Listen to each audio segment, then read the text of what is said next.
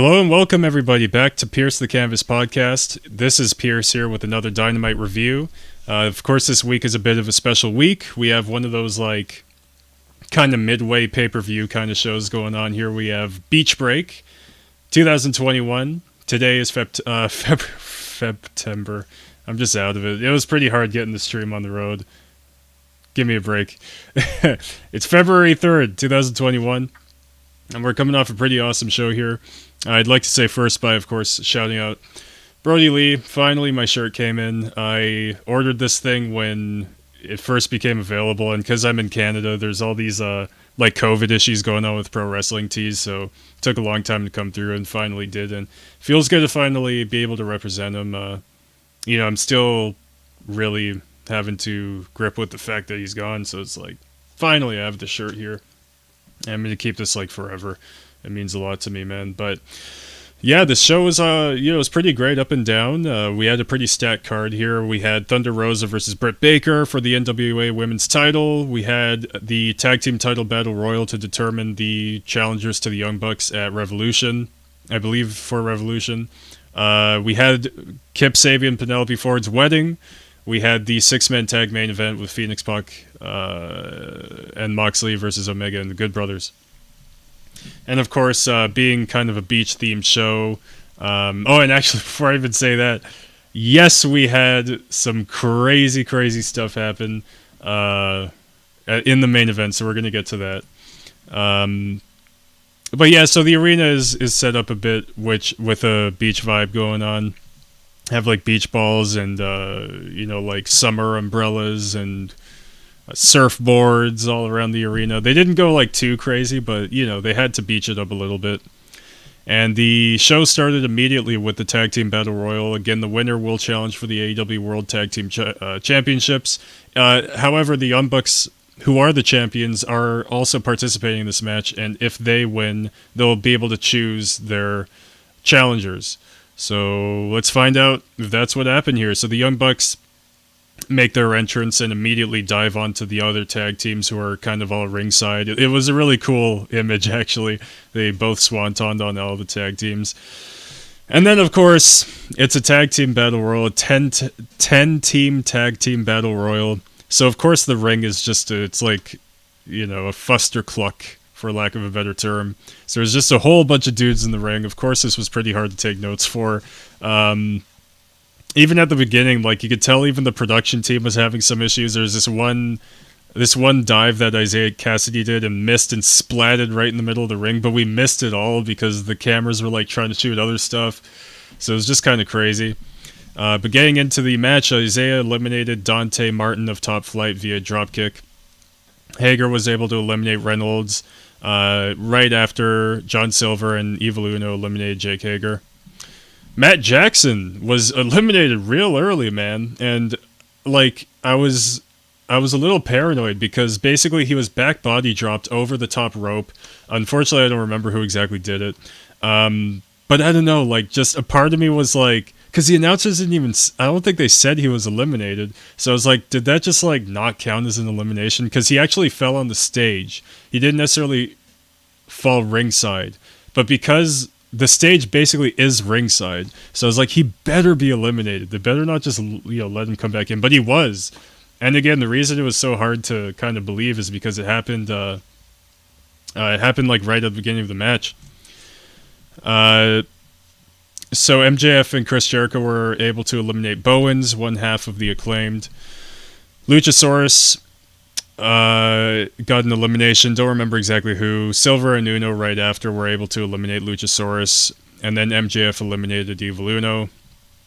Darius Martin eliminated Mark Quinn. So, big elimination for him. One of the new Top Flight guys. Proud and Powerful eliminates Silver. Nick Jackson eliminates Proud and Powerful, which again is Santana and Ortiz. I like to refer to them as that because I think it's a sick tag team name, and they never call them that anymore. I don't know why. Good Brothers arrive when Isaiah is about to eliminate Nick Jackson, and they try to assist in his elimination and succeed. So the Good Brothers got involved in this. Nick Jackson was distracted though, because he was kind of going to the Good Brothers like, "Hey, what the fuck? Like, get out of here. We don't need or whatever." Like, he was just kind of like, "I don't need your help." But because he was distracted, MJF was able to score the elimination on Nick Jackson, so the Young Bucks are eliminated. So no, they will not determine the fate of the tag team championships. So we're gonna find out now who will challenge. So now we have, I think Max Caster is his name, Darius Martin, MJF, Chris Jericho, Jungle Boy, Sammy Guevara are the ones remaining in the ring at this point. MJF eliminates Jungle Boy. It was kind of sudden, actually. I didn't really catch what exactly led to it, but he managed to throw him out. MJF eliminated by Max Caster, which is, again, like another big elimination for up-and-comers. Just taking a look at, actually trying to keep up with my stream here just to make sure no crazy stuff happens. Like I said, getting the show up was kind of a pain just now, but was able to get everything going.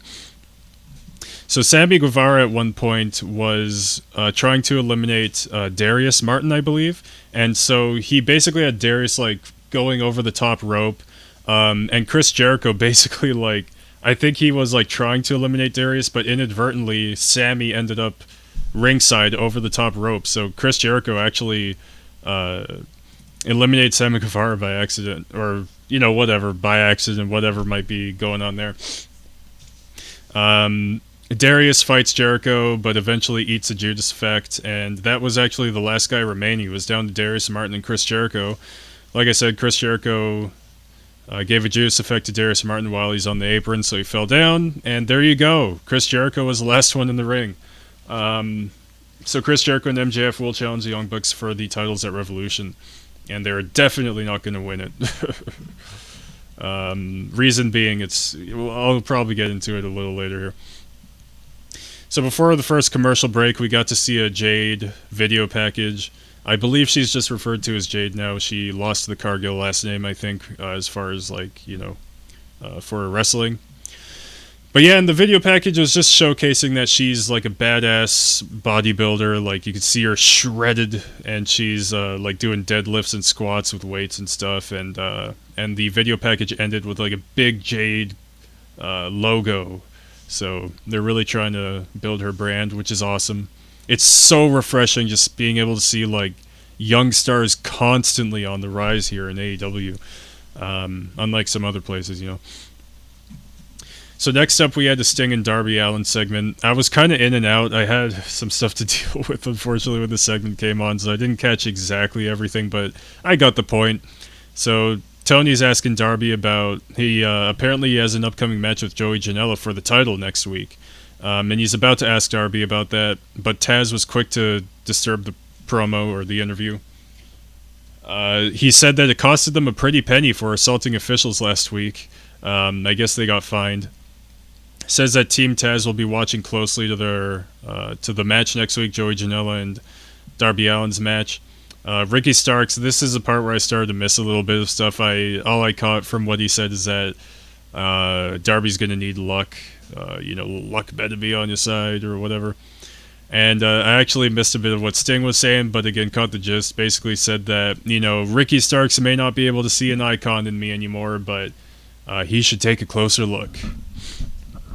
So yeah, that was fine.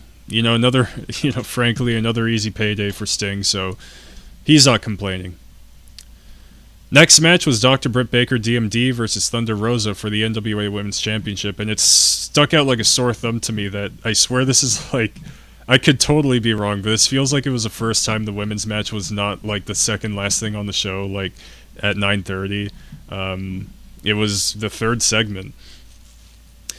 So Baker on the way to the ring has like a serious look on her face, just like she's ready to beat some ass. Match begins immediately with, I think Rebel did a bit of an assist, and Britt Baker immediately was going for the lockjaw but fails to lock it in. Britt dominates the beginning with a kick to the head, stretching Rosa's arm on the ring post, laying in hard punches right to the face. Rosa lands a Death Valley driver on Baker ringside. Baker lands a sling blade and a thrust kick for a near fall. Baker was able to land an air raid crash at one point for a 2 count. Baker equips her glove. You know what she's going for. She's going for the lockjaw, but ended in a rope break. Afterwards, Britt Baker landed a straight up Seth Rollins curb stomp pretty hard onto Thunder Rosa, rolls into a crucifix pin. That's a near fall. Rosa lands a Death Valley driver after a lockjaw attempt. That's also a 2 count. And then Rebel gets into the match and decides to remove the middle turnbuckle in one of the corners.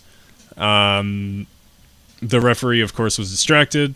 Baker slams Rosa's face into the turnbuckle. Baker locks a lockjaw and wins.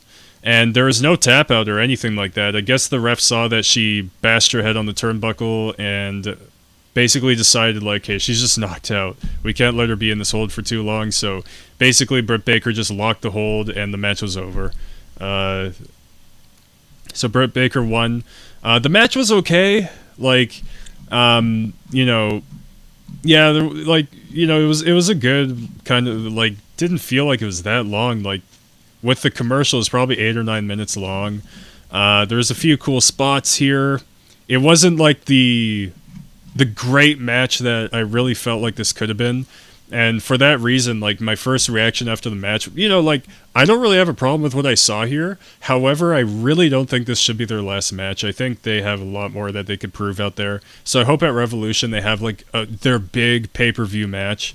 If that's what they do, I totally forgive this match for not quite being as great as I expected it to be. It really wasn't. However, if this match is to set up, you know, a series of matches between them, I could really look forward to that, because I think there's a lot more these two could do to kind of blow me away wrestling-wise.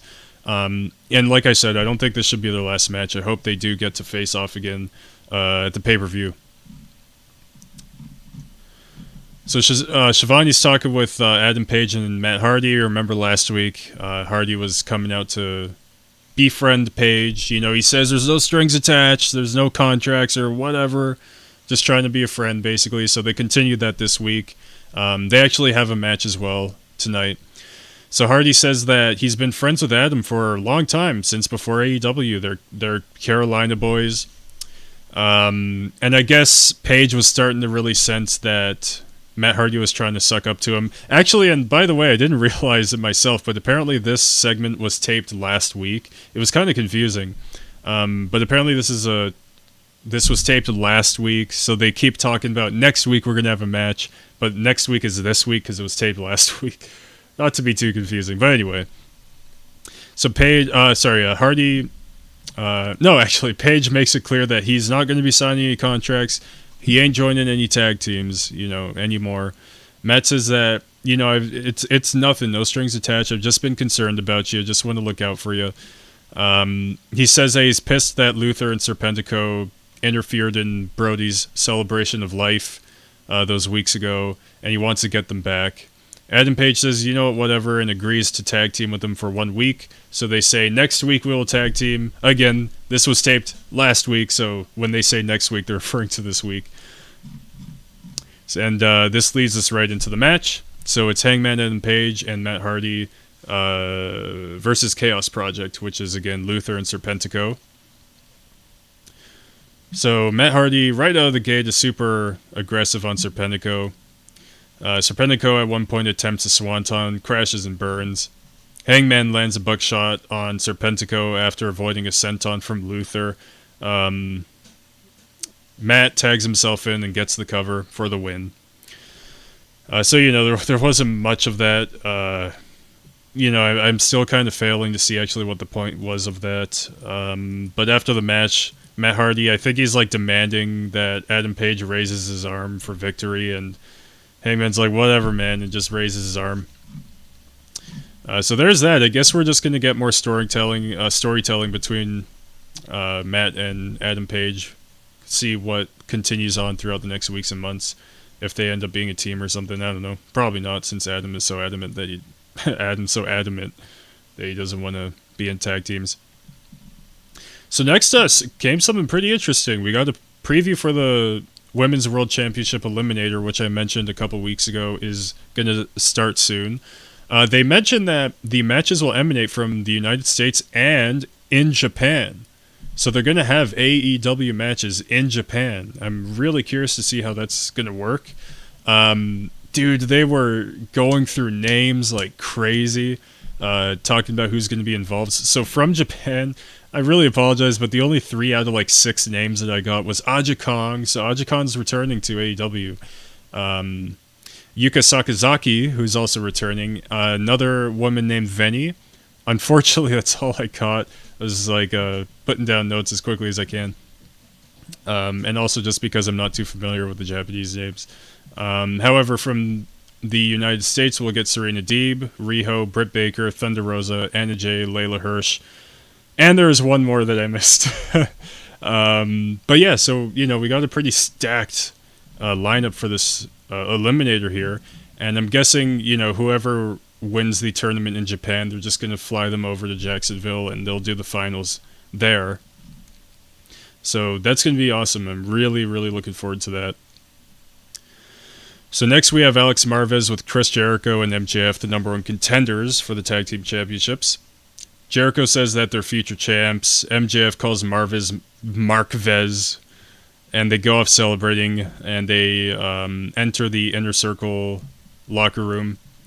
But obviously it's tense. Like, you know, why would you even go in there so quick celebrating? Like, all your guys, they all lost.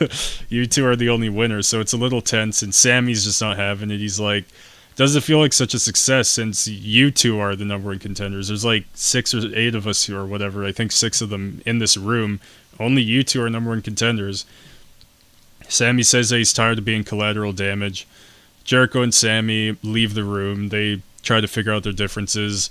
However, MJF initiated a private conversation with everybody else in Inner Circle, and Wardlow kicked out the cameraman out of the room, said, "This is a private conversation, you gotta go." So, kind of odd that Jericho got rid of Sammy, and then MJF has a private conversation with everybody else. Next up was the strange segment that was the wedding between Kip Sabian and Penelope Ford.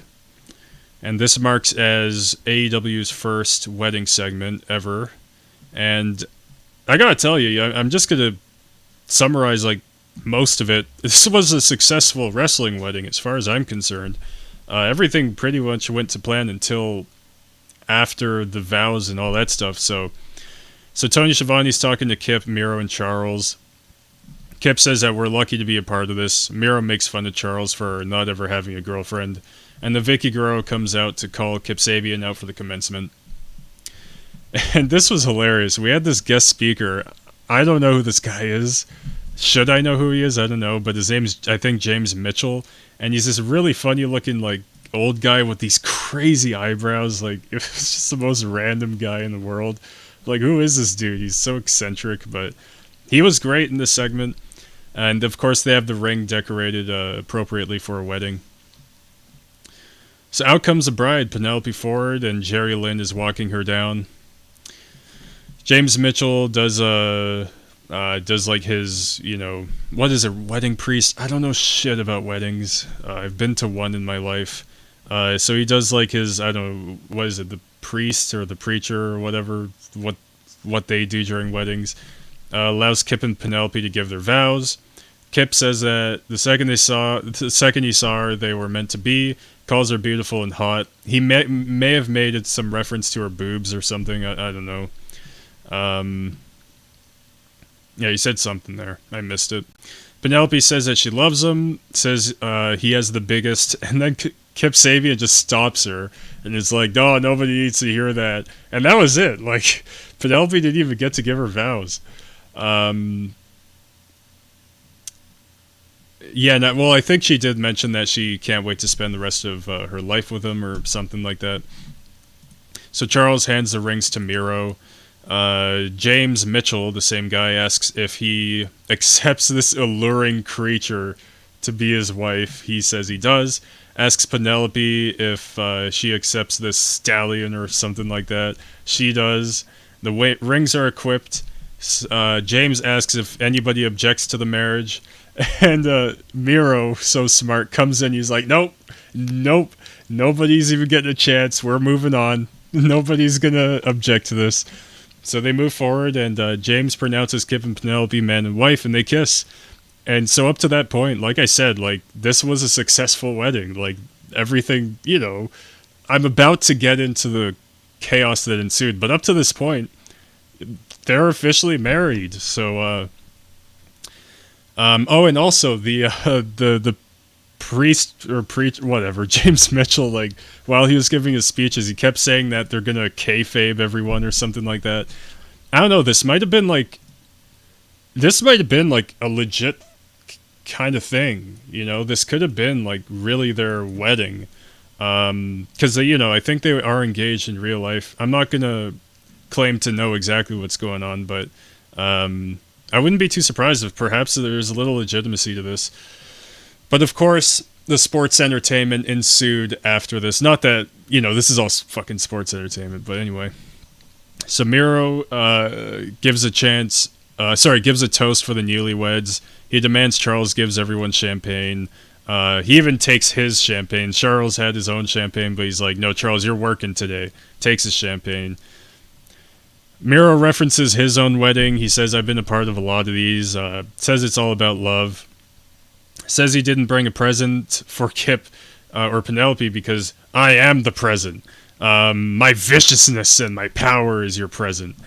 But there was a present in the ring that was not, like, Miro didn't know about it, didn't know what was in there. I don't think Miro, Kip, or Penelope knew about this present. I think they say the present is for Charles, like, it's actually for Chuck Taylor. Miro's like, you know what, I'm not falling for this crap. He's like, I've been in too many of these. This was pretty funny. He goes over to the gift and starts beating the shit out of the gift. Because it's like, it's basically a person-sized gift box. But there's no person in there. So, Miro's like, I just got a question here.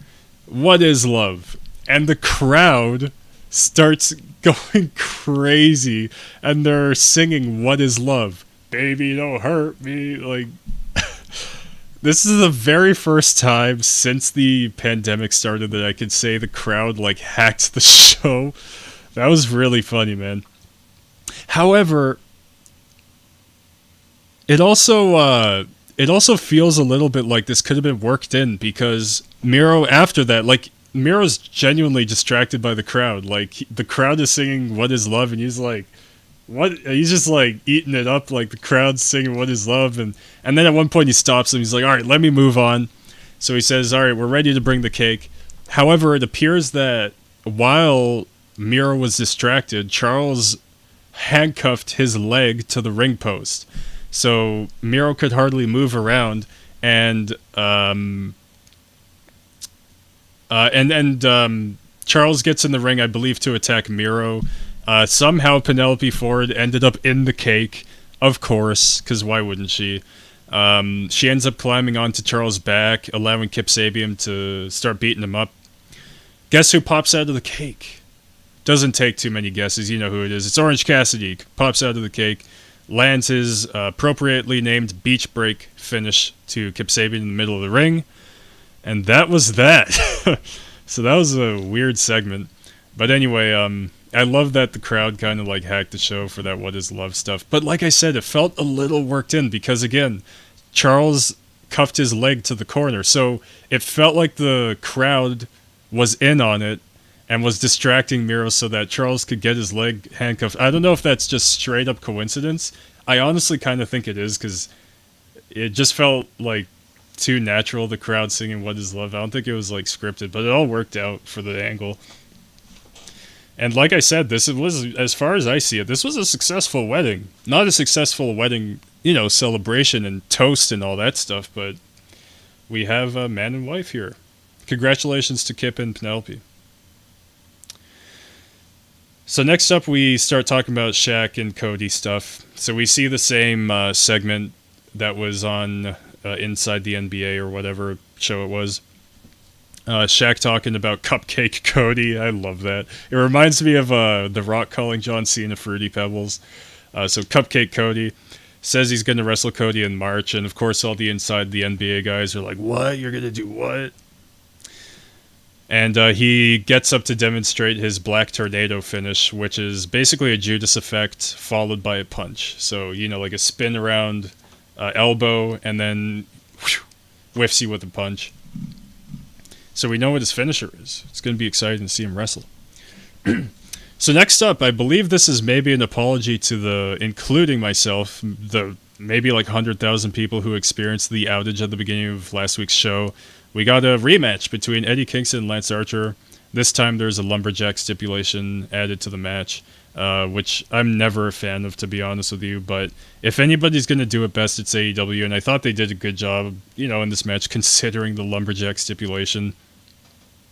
So it was just really funny. Like, Eddie Kingston does his entrance, gets to the ring, and they're like trying to focus the camera on Lance Archer coming out, but he just sprints to the ring and kills Eddie, starts fighting him. Lance somehow ends up ringside at one point on the heel side, and the heels are just beating the shit out of Lance Archer. This includes Butcher and Blade, TH2, a couple other teams, or a couple other heels, or whatever. Kingston goes after the face lumberjacks, gets overwhelmed until Lance dives onto all of them. It was actually kind of weird. Like, I think Lance Archer threw Eddie Kingston out of the ring, and then one of the faces just throws Kingston back in the ring. But then Kingston's like, nah, I want to fight you guys. So he gets out of the ring, he starts fighting the faces, but again, like I said, he got overwhelmed, and then Lance Archer dived onto everybody. Lance lands a huge full Nelson slam on Kingston. Bunny locks a choke on Archer. Again, lumberjack matches are no disqualification, so it doesn't matter. He's about to give her the blackout, though, so Kingston gets in and lands his backhand. I don't know if that's like his finisher. I think it is. But chaos is just ensuing. Like, all the lumberjacks outside are just fighting each other. Jake Roberts actually did something to Angelico. He, like, body checked him or something. But Jake Roberts fell while he was doing that. So he fell, it looked a little uncomfortably, but he got back up and he was walking around, and I think he's fine.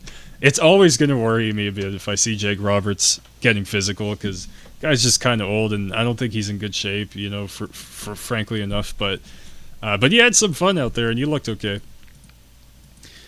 Kingston lands an exploder on Archer. Blade sets up a table in the corner, but this random big boy guy, like close to the size of Otis from WWE, spears the blade through the table. And this big boy dude, I'm calling him Big Boy because I don't fucking know his name. So his partner gets in the ring and takes out the Butcher. I think they did mention their names, but it was just so quick. There's so much crap going on. I didn't get it, but I think their tag team name is Bear Country. I will admit I've probably missed the last 2 weeks of Dark. They've probably been on there. But yeah, those are two big boys, man. Archer lands a Uranagi on Kingston for a near fall. Eddie heads up top, but Lance is able to position him for the blackout, lands it for the win. Next up, by the way, it also occurred to me at the end of that match that they're 1-1 now, so they should have a match next week. Why stop it at 2 in a row? Go for a third one. Have the best of 3 or whatever. I could watch Eddie Kingston and Lance Archer wrestle any week, especially without lumberjacks. FTR has a video package with Tully. Cash is begging that Jungle Boy didn't just, tattle on FTR for what happened last week. I'm forgetting to mention that FTR were barred from this match for having assaulted Jurassic Express and a whole bunch of other people last week, so they were actually suspended for 1 week. That's why they weren't in the Battle Royal, which I think is good, because I guess they didn't want them, AEW didn't want them to win the Battle Royal, so it saved them from having to take a loss, which is good. But anyway, Cash is like, Jungle Boy, he actually refers to him as Jack. He says, Jack, I beg you to tell me that you did not tattle on us for what happened last week. Tully says that he did. Tully says that, at first I was banned from your title match. Next up, Luchasaurus is getting us handcuffed, and now we're barred from the match. They say all we want is a title shot, man. Stop screwing us over. Dax says that they're not bad men. But they ask themselves sometimes, what would bad men do? And then they reveal that they have Marco Stunt tied to a chair. His mouth is taped up So they kidnapped poor Marco Stunt. So, and that was all that we got of that tonight. So who knows what's going to happen with Marco Stunt in the coming weeks. Better not be showing up on Sammy's vlog. Breaking kayfabe. So again, next week we are going to be seeing Darby Allin versus Joey Janela for the TNT Championship.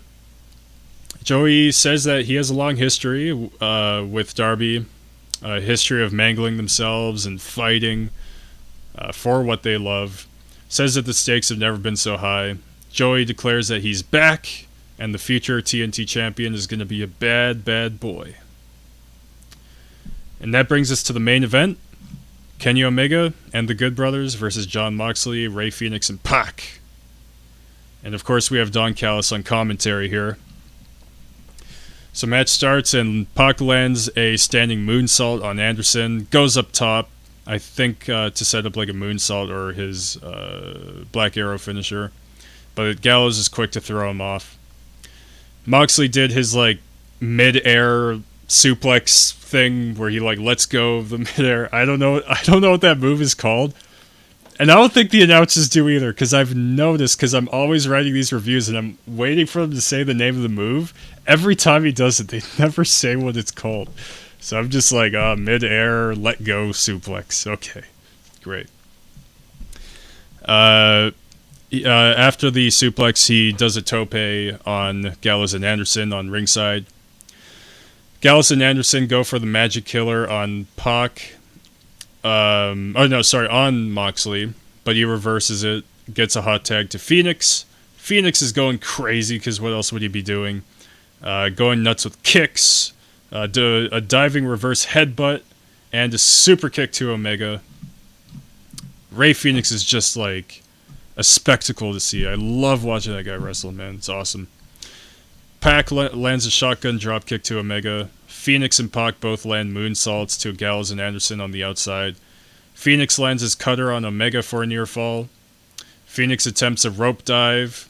Kenny catches him into a snapdragon off the top rope. So he's literally like about to bounce off the top rope, but Kenny catches him while he's on the top rope and lands his snapdragon.